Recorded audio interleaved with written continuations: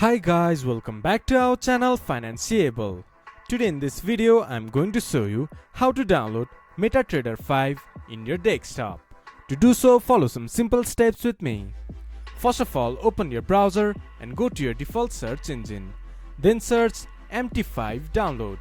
Go to the first result that shows up or go to metatrader5.com/download. It will then take you to the official website of MetaTrader.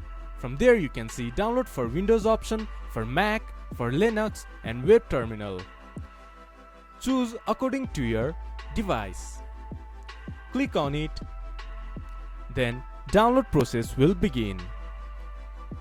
Once the download has been completed, open the setup and follow the on-screen instruction.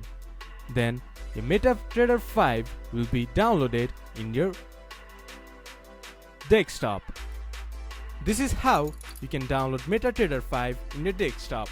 This much for today's video. If you guys find our video helpful, please leave a like and comment. And do not forget to subscribe our channel and hit the bell icon. I'll see you guys again in our next video. Thank you for watching.